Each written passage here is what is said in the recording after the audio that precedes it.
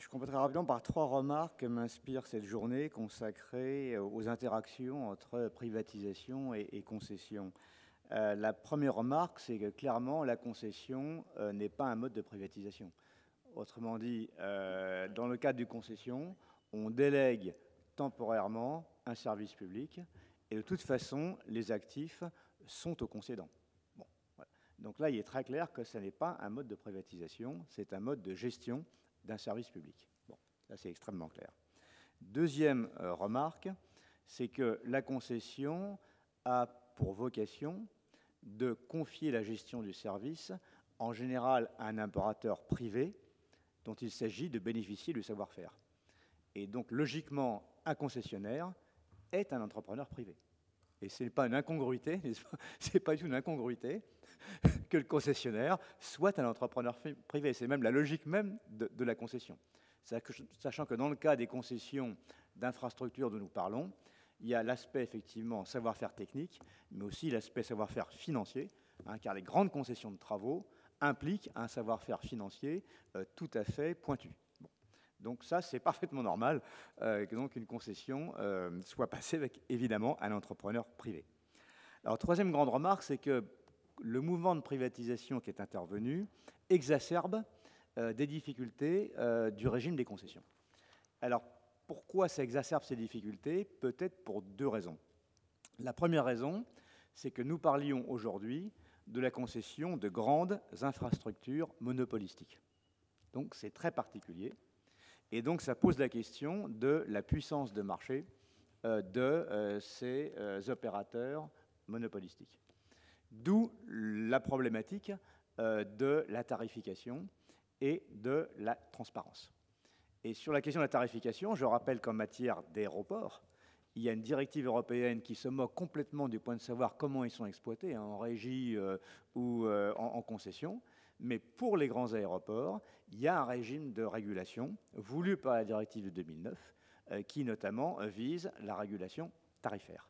Alors la France a choisi un modèle qui associe très très fortement le régulateur, peut-être plus fortement que la directive ne l'exige véritablement à minima, mais en tout cas la directive exige une régulation des tarifs aéroportuaires. Pourquoi? Parce que c'est des grandes infrastructures qui ont un monopole régional. Donc on voit très bien que pour ce genre de concession-là, il y a une problématique spécifique qui est la puissance monopolistique de l'opérateur. D'où des exigences de régulation et de transparence, puisqu'effectivement, les rôles qui confient au régulateur, ce n'est pas uniquement de rendre des avis, c'est aussi de faire des rapports périodiques, n'est-ce pas, et de veiller à bien surveiller l'évolution de l'exploitation sur le plan économique. Il y a peut-être un deuxième point qui est exacerbé peut-être par la privatisation, c'est la difficulté de gérer la durée des concessions dans l'économie moderne.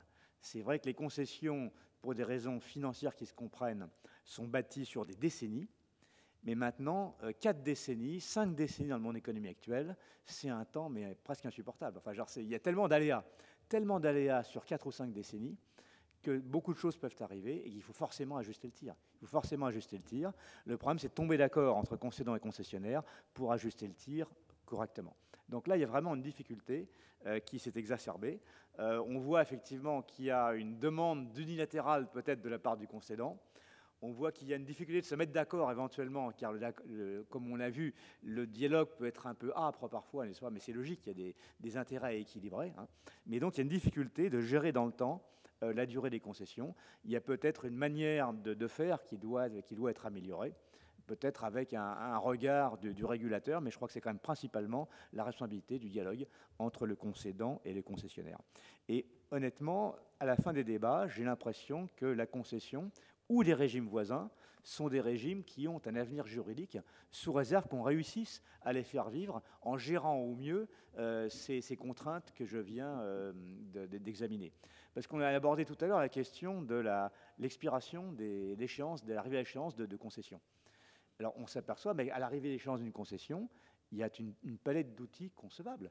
Il y a évidemment la régie, il y a le passage en concession de service, sachant que la concession de service, comme a été dit ce matin, c'est pas toujours très différent de l'affermage. Voilà, donc on a tout un tas d'outils juridiques du droit des contrats publics français qui offrent des formules parfaitement mobilisables.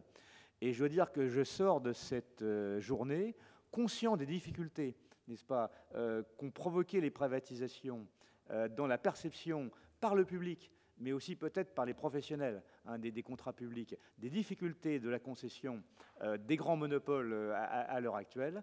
J'en sors quand même avec l'idée qu'on est peut-être en train d'inventer progressivement des outils juridiques qui permettront de continuer dans des outils de concession qui sont très traditionnels en droit français, qui sont maintenant consacrés en droit européen, et je pense qu'on a un réel avenir juridique dans la gestion publique. Voilà.